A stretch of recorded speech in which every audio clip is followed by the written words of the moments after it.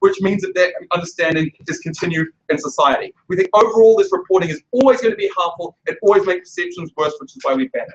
Policy change. The problem is that sometimes mentally ill people do commit crimes. That's largely because we have a very poor policy in the Western world with actually dealing with these people in two ways. The first is care in the community. Mental health organizations are terribly funded because there's no political will for them, which means that people who are mentally unwell are treated very badly, get no support, and end up doing things which clearly are harmful to society. We think that needs to be improved. The second is care in prison, because when you're in prison, you are unfortunately more likely to be mentally unwell than your average person in society. But they are terribly funded as well. We don't have enough psychologists, enough care for these people. We think when you radicalize the population against those people, you reduce the ability to get better care for them. You reduce their ability to get better care in society and get the care they need to not reoffend in the future. We think we make those things better. This debate is about perceptions. It's time to improve.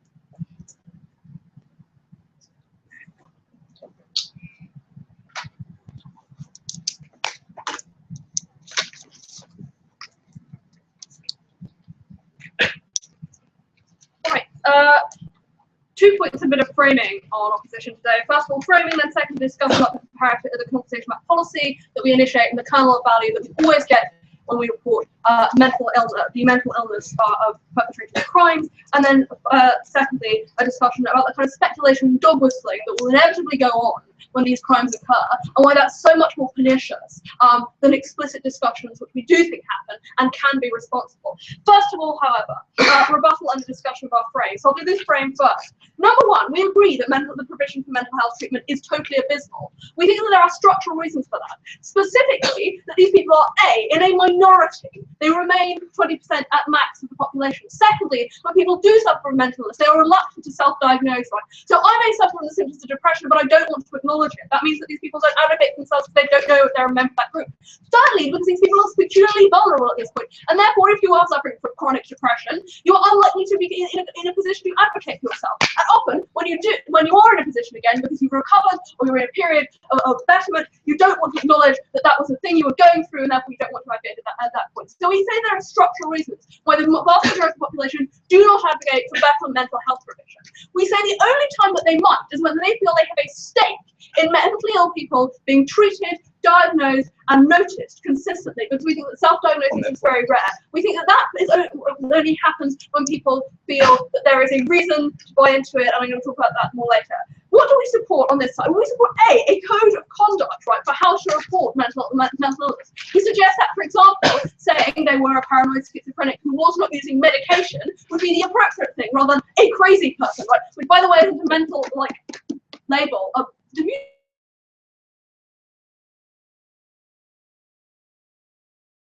label, but could equally be used if they're highly erratic, right? We say that we think that some kind of code of conduct would be appropriate. That's about what mental health charities advocate for, not a blanket ban.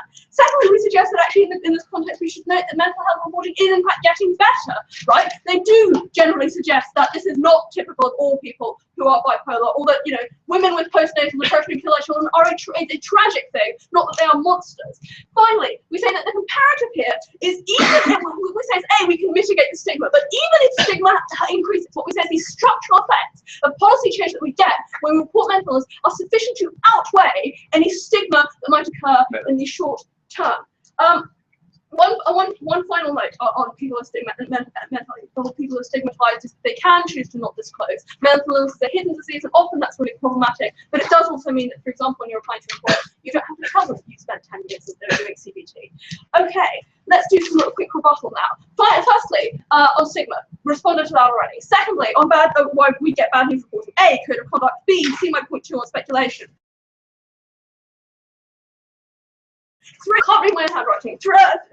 4, we say that there's no necessary reason, right, why you have to use extreme characterizations which are negative. You could equally say extreme characterizations of the tragedy of the victims, or extreme characterizations of, I can't believe the system failed this badly when there were all these warning signs. We don't think that that kind of outrage is in fact more compelling, because, for example, it can get everyone on side for blaming the government or the administration for being unsatisfied. We don't see why people have to use that specific stereotype rather than the tragic hero or the tragic failure of a system and someone who is consistently ignored. We don't see why that kind of tragedy doesn't equally sell well.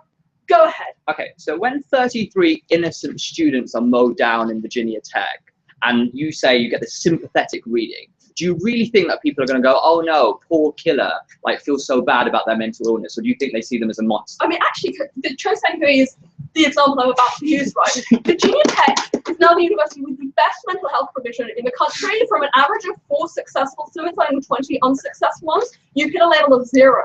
Mental health diagnosis and reporting in that university is exceptional. It's become a template for the university, for the entire country, and the provision that was rolled out across the state 3 years ago, right? Virginia Tech, fine. Choice.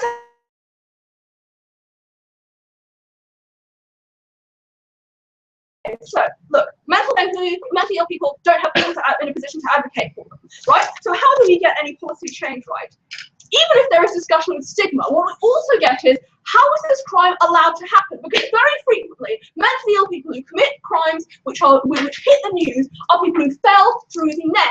There were warning signs and they weren't picked up on. So Churchill and Clee, for example, wrote a series of very disturbing essays about his desire to kill other people, his desire to kill himself, and his desire to become famous. Those things were noted by his professors, but they just said, I don't want him in my class. They didn't send him to a psychiatrist, and they didn't mandate that he see a psychiatrist regularly. This is consistently true. It's also true of the Columbine killers. It's also true of Adam Lanza who had autism and was equally, people with non-neurotypical people also poorly treated in the system, right? We say these people who just slip through the cracks, and that discussion also emerges when we get this discussion. It's a missed opportunity and a tragedy of these people. Even if these people are stigmatized, we get a valuable and important conversation that we otherwise miss out on, right?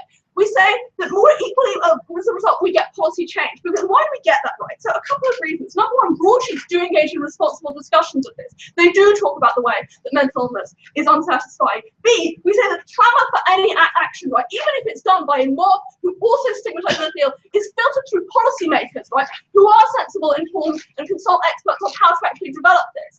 Thirdly, we say that long-term campaigners who get engaged in these issues, such as the parents of the victims of Sandy Hook, are well informed and are aware of sensible policy, rather than, for example, imprisoning all schizophrenic people. So we think the informative policy changes are valuable.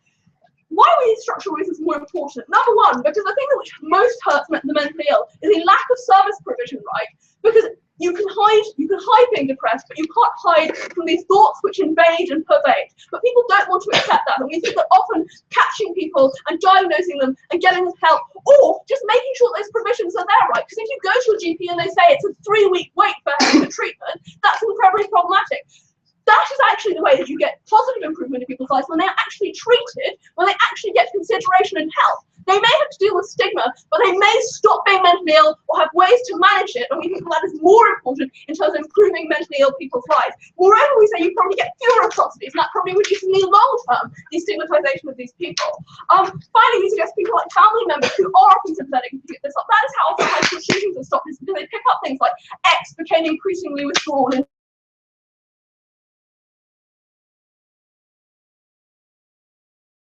those are important ones to discuss, or from others who, for example, think they might have postnatal depression, read about a woman who killed their children and think, I should probably deal with this. We think that's incredibly important for mentally ill people everywhere to get that structural change which genuinely improves their lives. We beg to oppose. I'd like to thank the Speaker for their remarks and welcome the Deputy Prime Minister to continue the case for proposition.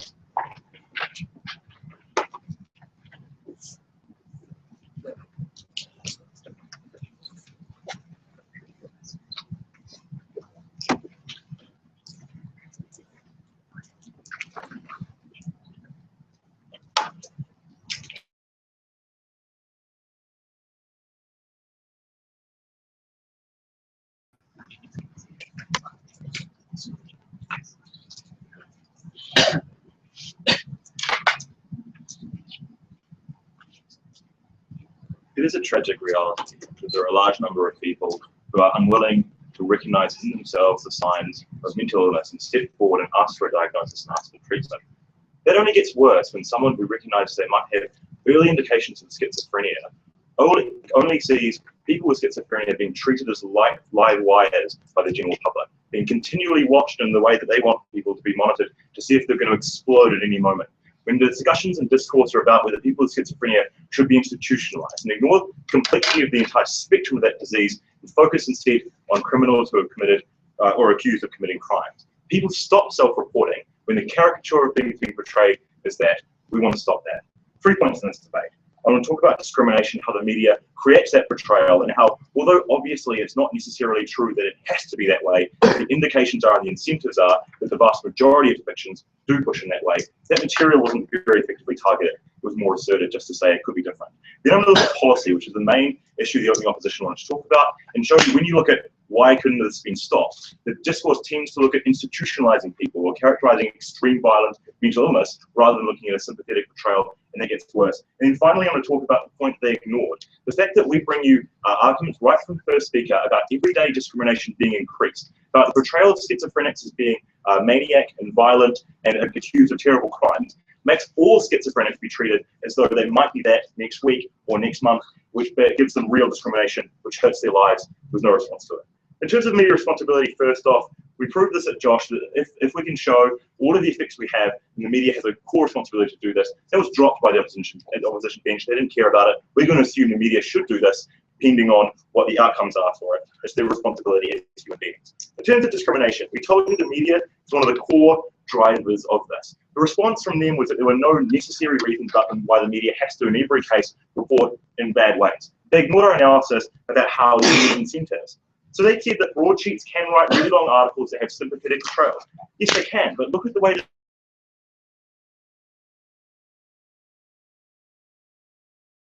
on a weekly basis with the media typically for a long article that's great and interesting. Maybe The Economist does, but the main forms of media that people access also have Twitter outlets. And they suffer from a 24-hour news cycle where there's immense pressure to break the next story. What does this mean? It means they typically report speculation. They typically report irrelevant facts about the case in case they later on become relevant. So they typically report things in 140 characters or in very short articles on their online website as the news breaks, which typically tends towards mentioning things that might not even be relevant to the crime, but pushing them out there. But secondly, that doesn't lend itself to a sympathetic or nuanced portrayal or like a large-scale two-page point about how some people with schizophrenia do have violent tendencies, but the vast majority don't, because it's a label for a collection of diseases, a collection of symptoms, rather than a particular one. So the incentives and the way they operate, driven by profit and driven by the fact of the 24-hour news cycle, tend towards portrayals which just say 43 people shot, update, the man had schizophrenia. And that means people draw their own conclusions from that and spark all sorts of negative discourse. So the responses from them were like, well, it's good for policy because mentally ill people now feel like they have a stake. They have a stake in avoiding the label which is now associated with a mass murderer. They have a stake in not reporting and denying that and pushing away from it. But secondly, we think they already have a stake in trying to change like a range of different policies which both sides think are deeply flawed across the world. So we don't think this gives them any more of a stake there. What it does do for policy is the kind of changes you get driven by the discourse around media are, why didn't we stop this? But very infrequently is this seen as a problem of the system and of the treatment, but it's often seen as a problem of containment. Because it's much easier to understand, and when you're reacting from a crime, to say, why wasn't this stopped? It would have been stopped if the person was institutionalized. So rather than the discussion trending around, we could have treated them better, we should have figured it out 2 months ago, the discussion is often, why didn't we identify this person and institutionalize them? Why does it have problems? Because that tends to make that discourse more extreme and push towards policies which actually hurt the vast majority of people who are schizophrenic, who do sit under that very wide label and are otherwise identified by people there. Secondly, it's driven by media outlets who want to create this discourse to fill in the gaps between the breaking news coming out. So they'll have debates about whether we should be more harsh on these people or not. So we think that poisons the policy in those sorts of areas. And that's a refutation to the very weak analysis we got from them about how policy supposedly improves. So we think that when you're talking about prevention, it's dominated by, can't we just lock these people up? Can't we stop them in some way? Can't we put more guns in schools? Rather than a sympathetic, complex portrayal that accepts they need a range of different treatments and interventions across time. Secondly, we think that it conditions people to think that people with mental illnesses, and particularly the ones that are identified by these news reports, are live wires, ready to go off at any stage, who need to be constantly monitored in case they go off their meds for one day, or in case they write some letters that some people might think are bizarre. We think that means that life manifestly gets worse for the vast majority of mentally ill people in these kind of scenarios. I'll take opening. Policy takes months to make and is formulated by experts and interest groups. People who stigmatise mentally ill have moved on to a different bandwagon by the time policy is actually made by people who care about tackling these issues. Okay, look, if your point is that the government will see that a mentally ill person and has done something and it's had a bad effect, we think regardless of whether the media reports it, the university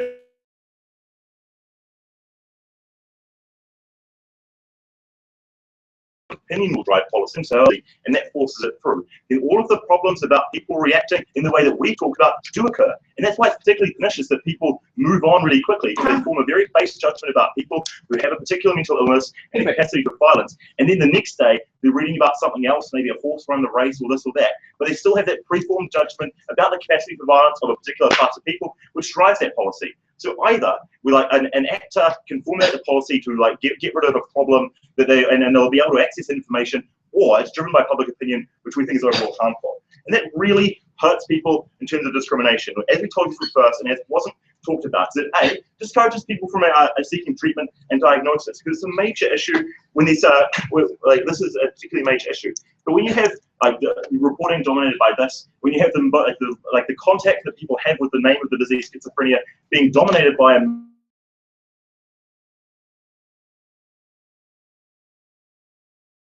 peers. They're treated as murderers, live-wires, even if they've got nothing to do with that. But secondly, people don't want to opt into that. They deny that it affects them because they don't want personally to think they might have something which was similar in some way to someone who did something that they disagree with or thought was an atrocity. So at that stage, people don't self-diagnose, and at the point where they do, they start to be treated differently. And that was the whole thrust of the end of her case, right? We should treat them differently. We should watch these people more carefully. We should make sure we intervene and stop them from doing the terrible things we do. That generates a large amount of discrimination against the huge, overwhelming majority of people who aren't violent and who don't have these sorts of issues we're proud to propose.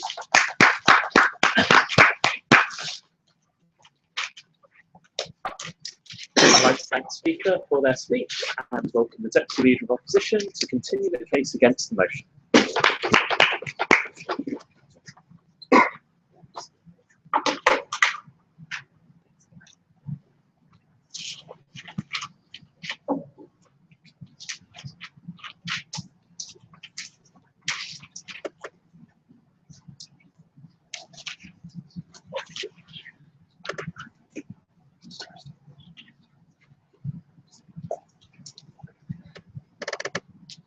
Well, thank you very much, Mr. Speaker. I've got a lot to get through. So, number one, I'm going to look at whether or not we can, in fact, get responsible journalism in dealing with the causes of these crimes. Secondly, I'm going to look at what is the best model for ensuring that we ultimately avoid stigmatization of these people and ensure self-diagnosis as a better approach. Thirdly, what will prompt the best kind of treatment for these people at a social level. And finally, looking at questions about the rights of families, victims and victims themselves. So, firstly, whether or not we can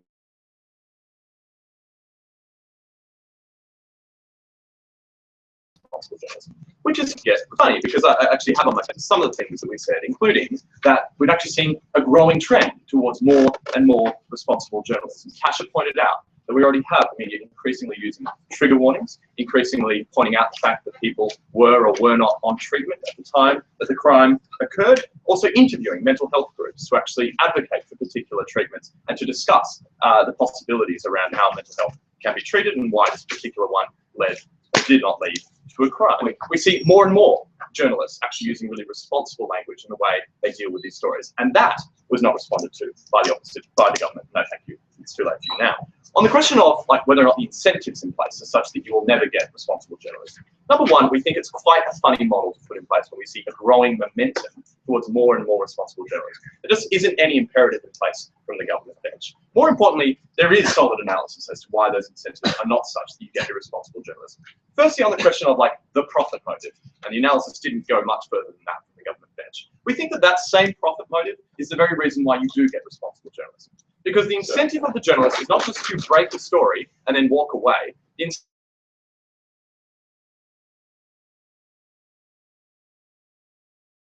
is like incentive is those insanity parents who then come out and say really responsible things about how this particular person was not flagged, why they thought that that was a bad thing, why the government should have taken a more active stance, even on gun control legislation. That is the kind of thing the media loves to do. It likes to broaden the story into other policy implications around mental health treatment, around gun control, around all sorts of other areas. That's the profit motive, and that's where you ultimately get much more responsible journalism that takes into a fuller account of why this particular mental health wasn't dealt with. No, thank you. It also means like they just interview mental health groups. They come out and talk about things like schizophrenia. They come out and talk about how these things can lead to a crime, what the best possible treatment is. All of those stories prolong the amount of coverage that they can get, and that is ultimately good for the bottom line. And we think that that is why you do get responsible journalism.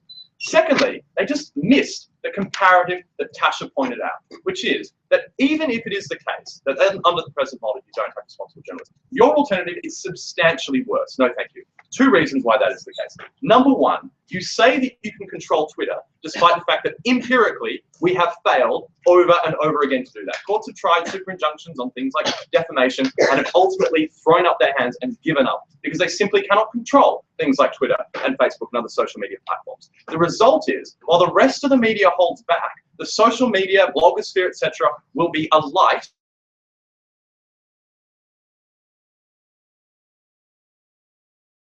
report it responsibly because they have absolutely no barriers against them, like for instance defamation law, like for instance the incentives around accuracy in journalism, all the other motives that you conveniently missed out under the journalistic profit structure, and which apparently just profit alone was the only thing that guided journalists. In the Twitter sphere, all those other incentives disappear.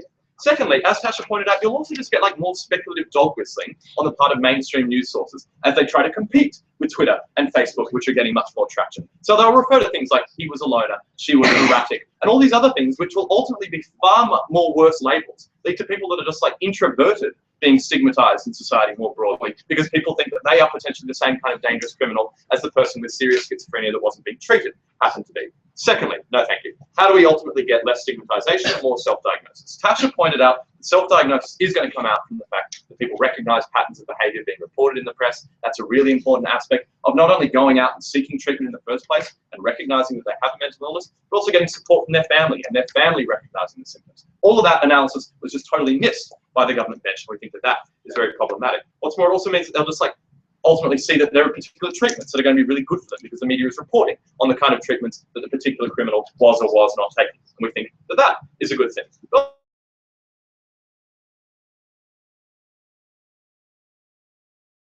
Also just means that we get like this question, as Tasha pointed out, we think it's on the comparative a better thing to just result in fewer mental illness because people are more likely to self-diagnose and report themselves. And secondly, we think like on the comparative, we get more dog whistling, that leads to more stigmatization. No, thank you. But for three further things. Number one, we think like the same profit motive you talk about means that you do get other really positive stories about mental illness. The same profit motive means the media does have an incentive to report things like Britney Spears having serious depression, coming forth and doing long exposés about that story and showing that it's actually not a dangerous mental illness in and of itself. We think that is a good thing. No, thank you.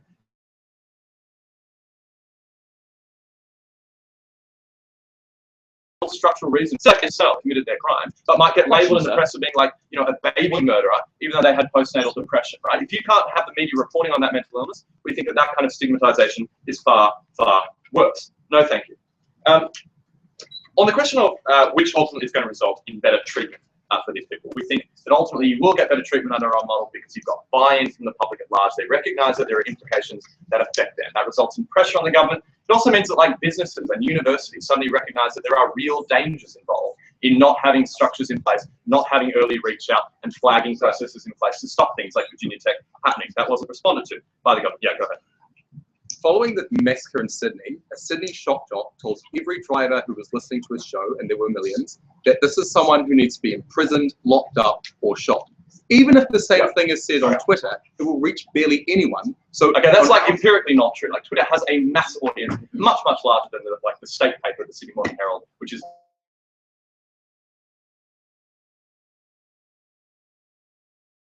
You've had like mainstream journalists going to Twitter and Facebook to do the reporting. If you want to talk about Sydney Station, let's talk about the fact that if the media can't report on the fact that Madam Owners had a serious mental illness, then it means that the public at large actually starts to think, you know what, he did it because of Islam. He did it because Islam is a dangerous religion, rather than recognizing that actually this was a person with a serious mental illness, and those two things are extremely different. That's the kind of broader change that we want to achieve in society at large. So very quickly, on the rights of families, we think like they do have a right to this knowledge. They do have a right to actually understand why the crime occurred. It's not just like a broader social question around terrorism. It's also like just understanding why their loved one was murdered in the first place, why they suffered a harm. We think that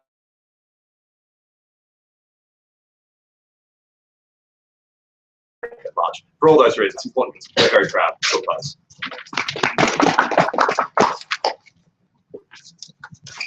I'd like to thank the speaker for their remarks and welcome the member of government to extend the case of opposition.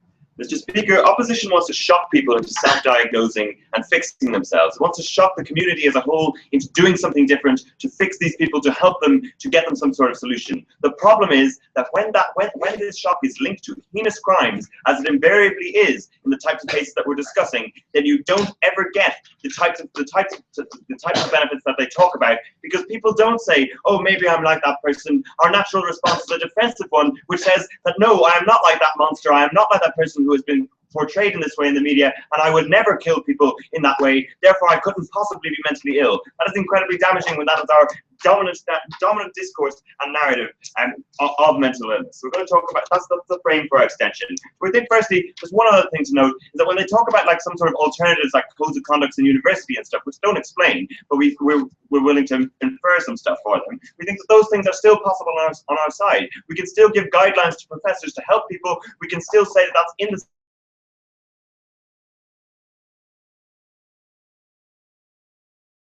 on those campuses itself. That doesn't require this reporting in order to achieve those benefits, ladies and gentlemen. That's frankly absurd.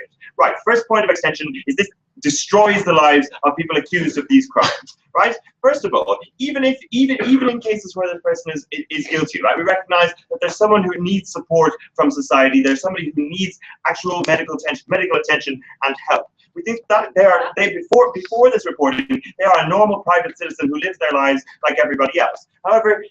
However, when they commit this crime, they have to be rehabilitated. They have to be rehabilitated back into society. That rehabilitation is made so much harder when you ostracize them publicly from society, and secondly, when you force them to have to deal with this newfound fame, really negative in a really negative way. Additionally, we think that makes their life much more difficult when they have to deal with all of that at the same time, because they're now dealing with this extra challenge in addition to this mental difficulty that they have already had.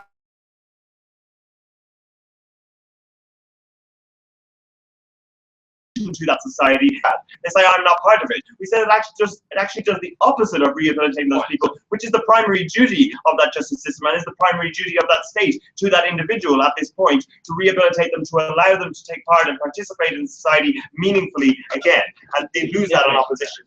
No, thank you. We think that in less extreme cases, we think that they have to deal with this personal shaming this personal shaming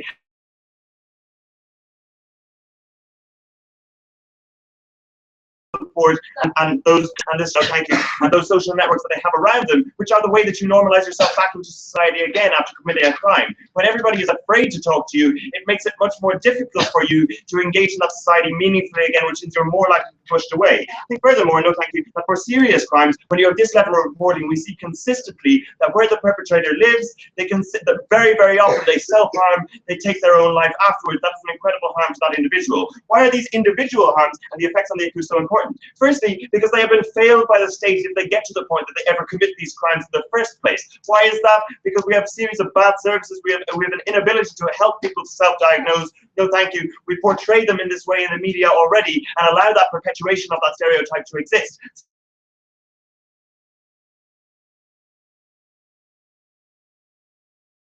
So that means that in society, again. Second point of extension is that this debate has focused on people who are already diagnosed as mentally ill. The vast majority of people facing mental illness never know that they have mental illness, and we need them to engage with those services. We need to engage with those services better than in the status quo.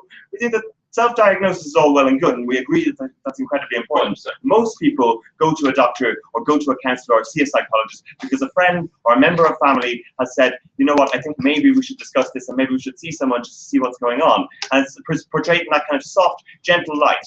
That's harder for that individual ever to suggest in the scenario that opposition talk about for three main reasons. The first is because they better understand, they don't understand mental illness well when it's portrayed in extremes in the media, as it so often is. Secondly, no thank you, because we think they'll be less defensive when the major portrayals of this aren't in such a negative light and aren't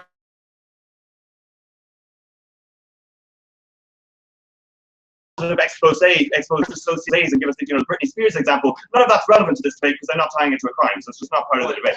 No, thank you. Thirdly, though, they think that your response might be more positive because you're not going to have that defensive reaction that I talked about being seen as a freak and seen as a danger to society. So maybe you will more positively engage. So it's worth them suggesting this. Point. No, thank you.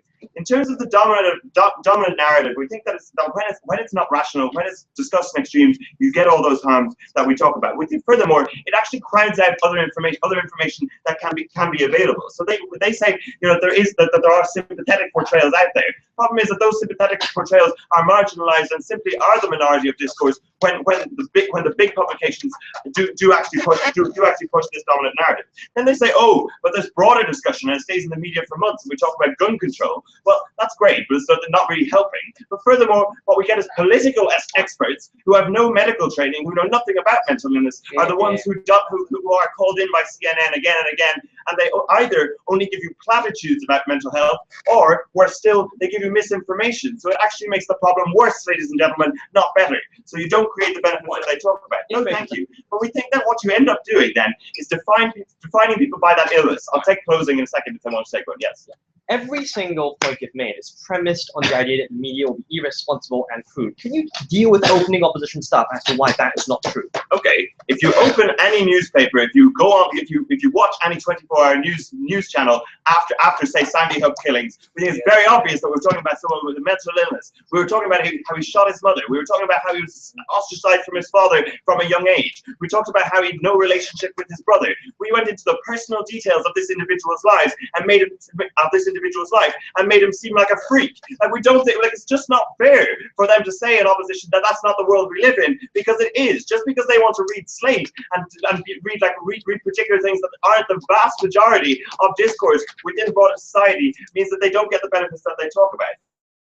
They get it on their side about how, for example, policy change has been great and incentivizing people through fear to introduce policy changes is positive. No, it's not. Firstly, because their fear is about their own interests. So they'll do things that are in their own interests. For example, in the US, Sandy Hook killer, the only way that his mother could have gotten him help was get him incarcerated for a minor crime and send him to jail rather than having services available, because that self-interest that they talk about in opening opposition is about protecting those individuals who are afraid, not the people with mental illness, ladies and gentlemen. The harms are very clear of this reporting. They misunderstand those in opposition. There were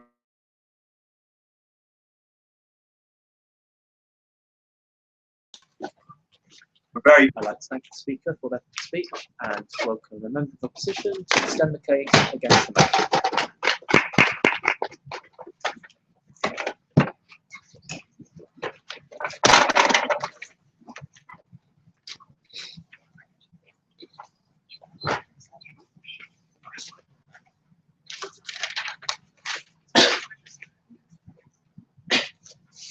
Mr. Speaker, quite disappointingly, we are going to be the first team in this debate to talk about effects on prisoners, because these are some of the most vulnerable people in society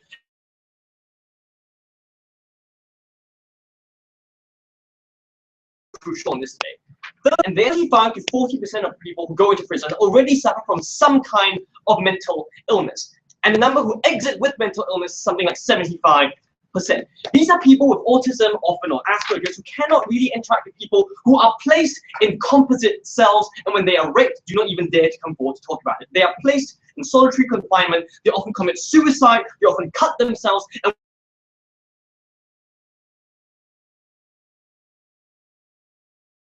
this is an absolutely, when they come crucial group, and my extension is going to why, taking into account the interactions of different kinds of people with different kinds of media, we best make the lives of this unbelievably vulnerable group a heck of a lot better.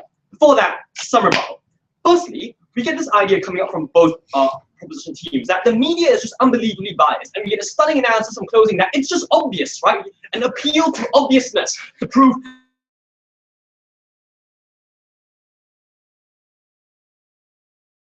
different media, like, and it could benefit from different kinds of branding, right? The Daily Mail does benefit from being seen as the nasty one. The Guardian benefits from being seen as the exact opposite. Neither is it true, by the way, that the liberal elite that control the media have a campaign out there to demonize mentally ill people, right? Movies like A Beautiful Mind or Eternal Sunshine of the Spotless Mind portray in quite a touching way. I tried a bit. No, thank you. It's unclear why these don't have massive influence, right? I mean, don't tell me no one watched A Beautiful Mind.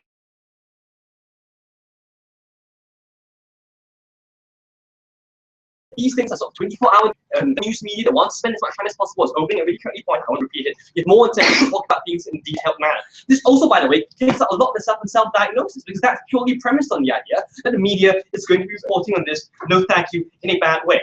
I'm going to explain to you in extension actually how actually most of the impressions we get about the mentally ill come from personal interactions and why that's a lot more important. But then we say, well, we don't get any self-diagnosis. So ignoring the idea that this is premised in the first part of the argument, I'd just like to point out that this is quite a marginal effect, right? Because both of these effects exist at the same time. Some people are going to go, well, that person might become me, so I better get this checked out. Some people will go, well, that can never be me, so I'll never get it checked out. So I actually think that's kind of a wash. Lastly, this stuff about rehabilitation. Firstly, it's not the case that the media won't report on these people anymore, right? It's just that instead of calling them the mentally ill person, you call them the immigrant or the black person who did this, if that's the Daily Mail you want to talk about. I'm going to tell you why it's actually more damaging. But secondly, you assume that these people get rehabilitation treatment in prison in the first place. If you haven't had rehabilitation treatment in the first place, which is not available right now, when you go, your employer is going to treat you worse. And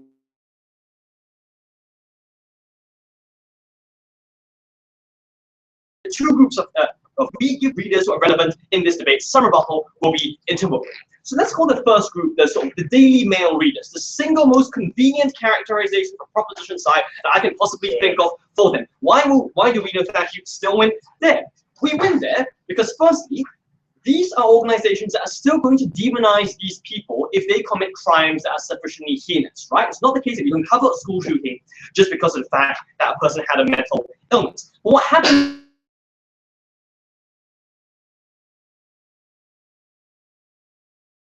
or that they're immigrant. Why is this more that you find harmful than pointing to mental illness? Because unfortunately, having a certain skin color or a certain immigration status is unchangeable, which means that bigotry in those respects is often a lot more intense.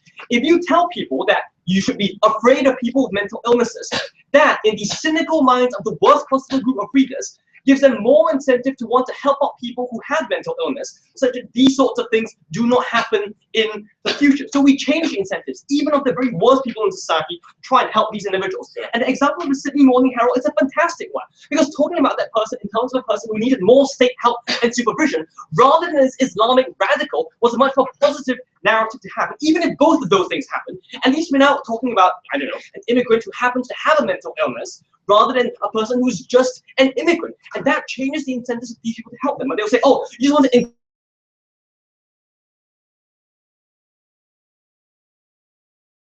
of mentally ill people, they should know that incarcerating the mentally ill is one of the worst ways possible of trying to solve mental illness. It's a bit 19th century, right? Talk about incarceration of the mentally ill. No, thank you. The fact is incarceration leads to more mental illness, leads to more recidivism, and harms these individuals even more. Closing quote. So if that's true, then why is it that 40% of prisoners in the US have mental illness? Yeah, because obviously it takes a lot of time. I'm just saying that you're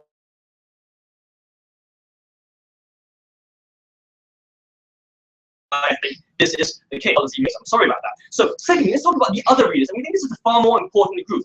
The reason being because given that, as opening government say, the 20% of individuals have some kind of mental illness, the overwhelming impressions that we get of people with depression, for instance, or Asperger's or bipolar syndrome is actually from our personal interactions with them, because often there's one person like that in our family or person we meet at university who is a close friend, right? These are people who, in fact, in some sense, can see the humanity in these individuals and sympathize with the plight of these individuals. In this case, connecting a person who's committed a crime to a person who is in some sense a victim and is suffering and needs help. I'll take you in a moment. It's an important way of humanizing them and ensuring that we do not keep our current punitive penal system. Go. Those accounts focus on how no one around them saw him coming. So the readers draw an inference. There's a causal connection between the mental illness specified on a tweet and the person that they know is treated as a live wire bomb.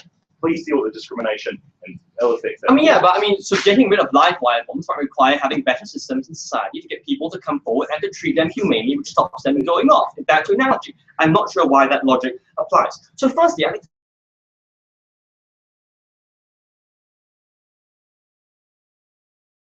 or mentally ill or one that this lacking agency, that often is quite good because it undermines the retributive penal system that we currently have. That says if you do something wrong, it is your fault and you ought to suffer and live a horrible life because you are responsible for it. Many people who commit crimes do not have this sort of agency and we should not hold them responsible for it. But that means that the current retributive criminal system, penal system, which often leads to more recidivism, more depression, and worse lives for people, has an incentive to be changed by people on both sides of the spectrum. People will now say, given that 40% of these individuals are just people who need desperate medical attention, why are we putting them in solitary confinement? Why are we even putting them in jail and crushing them psychologically so that when they go out, they will continue to be criminals and harm the rest of society? We are the only people who give these prisoners some hope of living a better life, and a policy such as that condemns them to a hell. I'm extremely proud to oppose. I'd like to thank the speaker for their remarks and welcome the government whip to summarise the debate.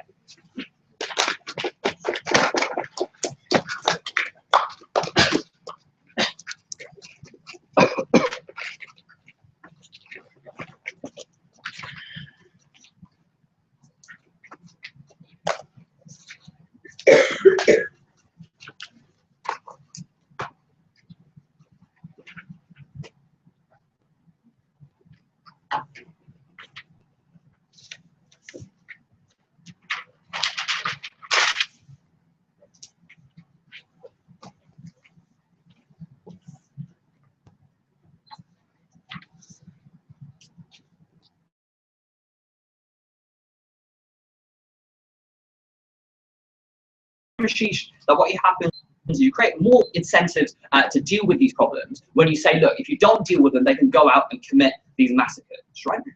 Ashish shows a complete misunderstanding of the goal we want to achieve. We don't want people to help these people by fearing them. We don't want them to think that all schizophrenics are just one step away from massacring your family. That's the complete opposite of what we want to achieve. Michael's the only person in this debate who's able to show that what we're able to achieve on our side of the house is allow all of the positive things that opening talk about to actually be the only things that are talked about in society, right? Talk to lecturers about how to realize when someone has schizophrenia. Have these possible exposés and articles about Britney Spears without all of these awful connotations, right? We don't want people to fear these individuals. We want people to understand that they have a problem which can be solved. But secondly, what we say, and this is what Michael's POI is, right, is actually, like, even if you don't believe my first response, you make it far harder for these individuals to get acquitted because you have this choice now as a regular individual. Do I want to support, like, really helping these people, acquitting them because they have these mental illnesses when I know they're apparently one step away from massacring someone and that lots of them do this? Or do I just send them to prison for 25 years, right? Especially when I know that if they do that, they're not going to be a threat to anyone I know. And I know that even in the best case, otherwise, like keeping them in care is also dangerous. In fact, you just massively incentivize the ability to put these people away for a huge period of time, right? Second thing that Ashish mentions, which is like essentially the same point that these guys make in Leader, is that it's actually worse for the individual, right? Because what happens now is you can't give this individual an excuse for what they've done. This still doesn't deal with the POI I gave right at the start of this debate, right? When you kill 33 people in a school, or when you kill like someone in a horrific way that we've seen in Virginia Tech or Sydney or wherever, right? It's incredibly hard to be sympathetic to that person. It's incredibly hard for the following reasons, which no one gives you apart from Michael in this debate, which is the following. First of all, because of what happened was so heinous. Ashish flippantly goes,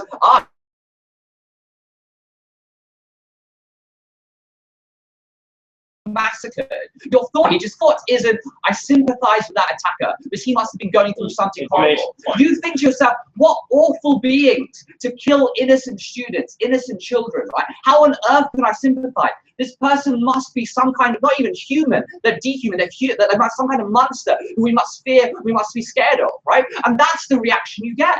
So, and Tash acknowledges this herself, because her response to her POI, if you look back at your notes, is, yes, this person was demonized, right? So the person isn't actually changed on their side of the house anyway. It doesn't make it easier for them to come forward, because you still do get this demonization.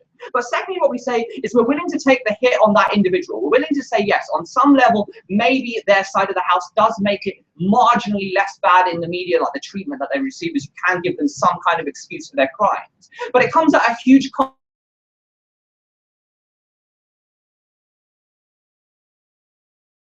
Oh, we must fear them, and we must protect them in this particular way, right? And thirdly, completely ignores Michael, who's the only person again in this debate who realizes the debate is about people who are accused of these things.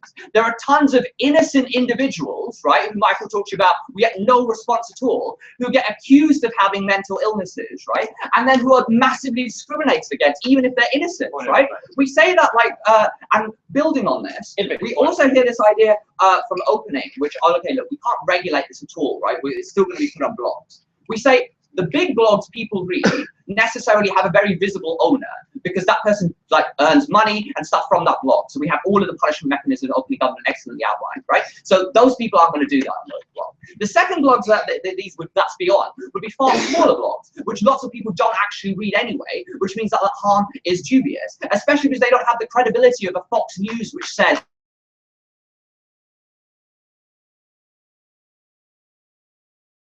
very quickly going over why this destroys the lives of the accused, because it just wasn't responded to whatsoever.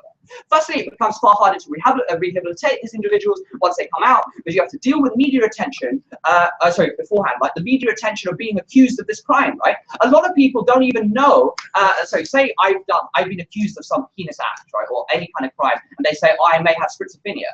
People in my family or friends may not know I have had schizophrenia, and now I have to deal with that in the public sphere. This destroys that individual who may not even be guilty. But we say even if they were guilty, that's illegitimate. Michael tells you that even when they come out of prison, that it becomes harder because no one wants to give them a job, or no one wants to help them because they fear them in the way that Ashish tells you they should fear them, because that's the only way you achieve change. And you lose support networks.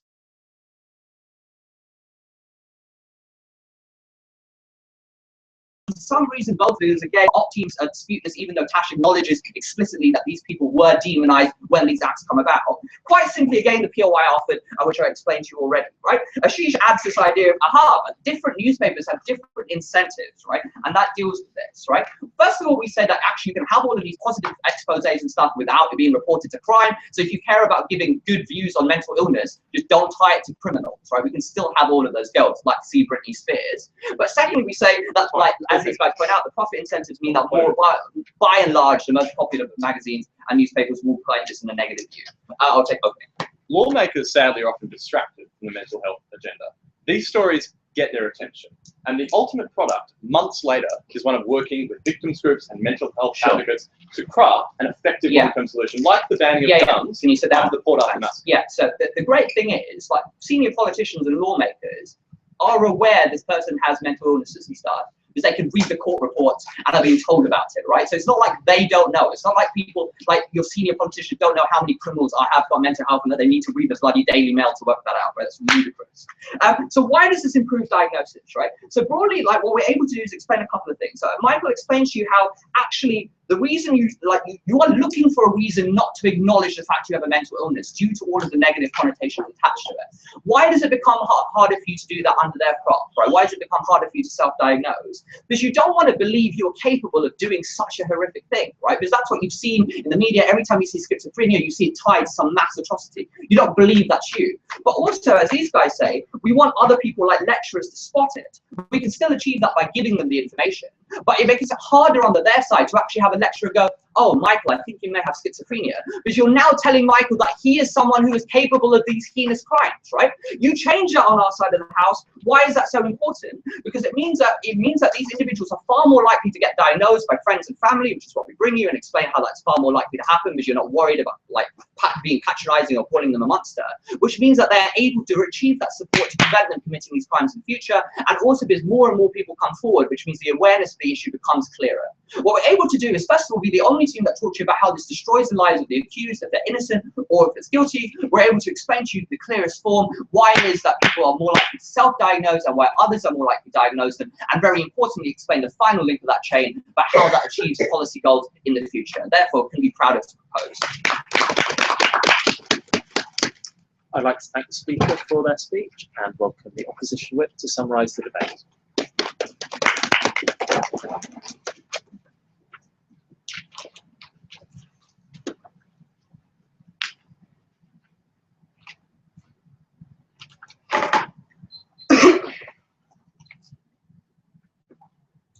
The simple truth in this debate is that 40% of people who go into prison have mental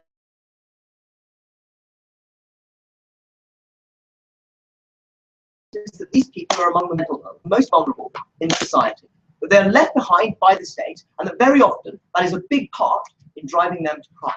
On our side of the house, we are best able to secure better rehabilitation, better treatment, and better diagnosis for these people. Because taking Gov at their very best, even if we just see these people as a problem, that does at the very least create the political capital for a solution. And given that these people are so vulnerable, we think that is enough to win this debate. Let's take Gov at their very strongest. Stephen says all the political debates that you create will do is create political capital for greater incarceration of mentally ill people. Two things I'll say here. The first is that we simply don't think that's the case, because a premise of dealing with mental illness and crime is that you need to diagnose these people. What that means is that if we are realistically going to deal with these crimes, even if these individuals are bigoted and do believe that these people's crimes are entirely determined by their mental illness, is we will at the very least see greater support, even from the most right-wing and bigoted people, for greater diagnosis and care for these individuals to prevent them from getting incarcerated in the first place. We think it's simply naive to think that these people will forget that first step to dealing with the problem, which is diagnosis. The second thing to point out here is, look, even if debate does just become about incarceration, that is true of many criminal debates. The difference in this case is that people think about how incarceration interacts with mental health and begin to ask themselves, maybe the fact that 20% of the people who were not mentally ill when they went to prison now have this thing that I think is problematic for crime is a problem that we should think about dealing with. That is what we deal with uniquely on our side of the house. One premise of the Gov case I want to get rid of before I talk about the two groups that matter in this debate, those on the right and those not. Opening government and closing government relied on this whitewashed characterization of how the media actually engages with these people. I think opening up do a fair job of challenging this with the example of some empirical examples like broadsheets, for instance, and slaves. What I think we're able to do is explain why systematically there is always this cleavage in how people read news about mental health. And that's what Ashish tells you when he talks about brand. Because newspapers aren't so interested in selling an individual daily edition, which is a relatively small portion of their profit margin, as maintaining a brand that will continue to appeal to a particular viewer base or a particular set of subscribers. But that brand may be based on some cases on being outrageous and nasty. In other cases, that man may be based on being like equivocal and fair and providing people with good information, like for instance CNN, the BBC, or the Times in many cases. So it's not good for them, for the maintenance of their brand, to do outrageous treatment of people with mental health, which is why many of these papers do in fact give equivocal and fair characterizations. That's the systematic reason why this is the case. So it's not true, as the premise of your case, these people are constantly pushed towards these very bigoted portrayals. Then they say something interesting. They say, but the debate only becomes about containment. And this is what closing hang their hat on as well in this debate, right? It's just about locking these people up and making them feel bad. But I'd like to, and make it hard to admit, what I'd like to point out here, very obviously, is that A, premised on this idea that the media portrayal is a whitewash, but B, perhaps more importantly, there's a trade-off going on here, right? As Ashish tells you. When you read about people like you getting really horribly messed up and ending up in prison and having very nasty lives and horrible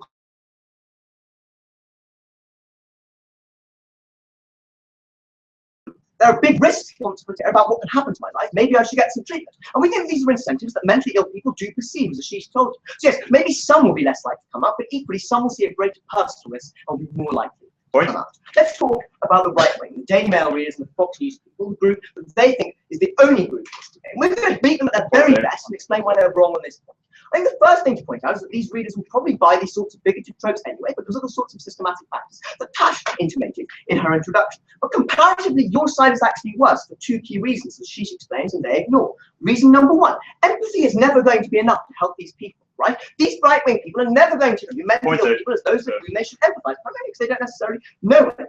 At the very least, they might be motivated to do something to actually get treatment and rehab for these people if they believe that there is a risk to them, because they may not be nice, but they may be cynical. What we would suggest then is if they believe that mentally ill people are a risk, they'll be more willing to support the sorts of programs of care and support that actually help these people out. And crucially, that's often the key barrier to admitting your illness, because you don't think you will get proper care and proper support for it. So best case scenario, the cynicism of these people wins out. But the second thing to say, it's just naive to say that these sensationalist media organisations that are so keen, I'll take opening in a moment, on pushing this sort of bigoted narrative, will just like drop it the moment they can't talk about mental illness. No, they'll probably talk about race or the person's refugee or immigrant status, as they did, for example, with the Sydney massacre. Good example in this debate, right? What I'd like to point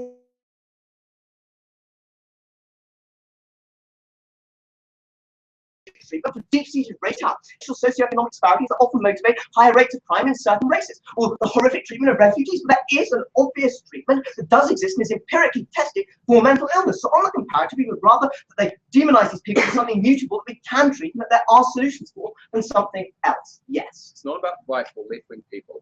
It's about the mother of a few kids who turns on CNN to see that a madman is on the loose. The policy response to that is further towards institutionalization and longer prison sentence. Your model has been I'm going to take this right now. Because I don't think it's true that people immediately associate the most extreme examples with the mentally ill people that they know.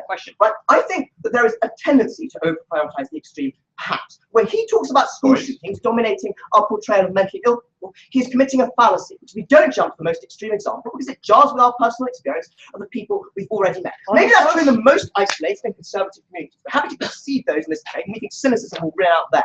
We think the people who actually know the mentally ill, that knowledge will win out. It's also when this deals with their individual thing, because at the end of the day, these people still be ripped into on the basis of race or other factors. Let's talk about those other people. People who probably are nice, mentally ill people they know, but probably also hold some subtle bigoted intuitions they may or may not be too polite to express. The first thing to say is these people know mentally ill people, right? So they're going to be weighing up some characterization in the media of someone who lives in a very different area, has very different circumstances to those whom they know, against someone with whom they have a basis of sustained interaction. We would suggest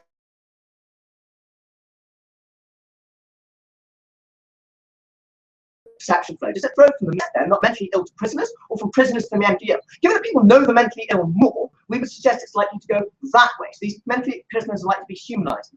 That's important in this debate because prisoners are often seen as culpable for what they do, entirely in control of their own agency rather than victims. They're also seen as immutable and inherent rather than having some illness that can be treated. At the point at which we change that by leveraging the fact that people may know some of the 20% of people in this country who are mentally ill and the 10% of people who are public about it, right? We can actually begin to change those perceptions. We can actually begin to see prisoners and crime as something that can be cured and dealt with rather than something that is inherent to who you are and something for which you are purely guilty. Very proud to oppose. I'd like to thank the speaker for his remarks and all the speakers for their fine speeches.